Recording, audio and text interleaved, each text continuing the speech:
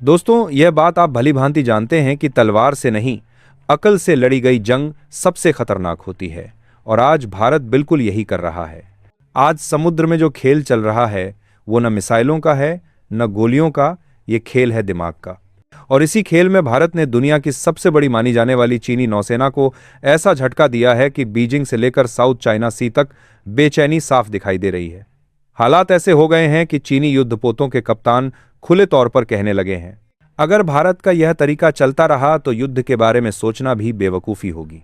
अब सवाल उठता है, जिस देश के पास सबसे ज़्यादा जहाज़र हैं, सबसे बड़ी नौसेना है, वही देश सबसे ज़्यादा डरा हुआ क्यों दिखाई दे रहा है?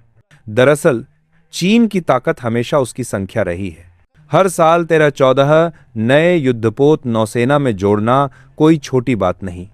इसी रफ्तार के दम पर चीन ने अमेरिका को पीछे छोड़ते हुए खुद को दुनिया की सबसे बड़ी नौसेना बना लिया। लेकिन यहां एक बड़ी सच्चाई छुपी है। सिर्फ जहाज गिन लेने से समुद्र पर कंट्रोल नहीं मिलता।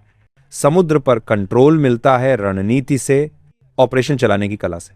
और यही भारत ने चीन को उसी की भाषा में मात दे दी। चीन कभी सीधा युद्ध नहीं चाहता, वो हमेशा बीच का रास्ता चुनता है। न पूरी शांति, न पूरा युद्ध। कभी कोस्ट गार्ड भेज देता है, कभी मछुआरों की आड़ में मिलिशिया उतार देता है, कभी ऐसे जहाज भेजता है जिन पर हथियार होते हैं लेकिन खुद को सिविलियन बताता है। चीन जानबूझकर ऐसी स्थिति बनाता है जहां सामने वाला हमला भी न कर सके और पीछे भी न हट सके। इसी को कहा जाता है ग्रे जोन। भारत ने सालों तक इस चाल को देखा, समझा, एनालिसिस किया और फिर वही किया जो एक चालाक खिलाड़ी करता है। भारत ने तलवार नहीं उठाई, भारत ने दिमाग उठाया। भारत ने चुना ग्रे जोन काउंटर। मतलब ना युद्ध, ना शांति, लेकिन दुश्मन को मजबूर कर देना कि वो खुद पीछे हट जाए। यहां गोली नहीं चलती, मिसाइल नहीं उड़ती, लेकिन दुश्मन की नींद उड़ जाती है। भारत ने नौसेना, कोस्ट गार्ड और वायुसेना को एक ही कमांड चेन में जोड़ दिया। अब अलग अलग एजेंसियां अलग अलग नहीं सोचती, सब एक दिमाग से काम करती हैं। नतीजा यह हुआ कि जैसे ही चीनी युद्धपोत विवादित इलाकों में घुसने की कोशिश करते हैं, उन्हें हर तरफ से दबाव महसूस होने लगता है।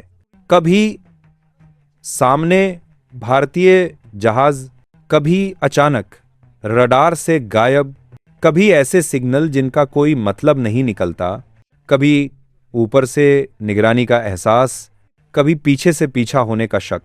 चीनी कप्तान समझ ही नहीं पाता असली खतरा कहां से है। और यही सबसे खतरनाक बात है। ग्रे जोन काउंटर में भारत हमला नहीं करता, लेकिन दुश्मन की ऑपरेशनल आजादी खत्म कर देता है। जहाज होते हैं लेकिन काम नहीं कर पाते। आगे बढ़ते हैं तो डर लगता है, रुकते हैं तो असुरक्षित महसूस होता है, पीछे हटते हैं तो दबाव बना रहता है।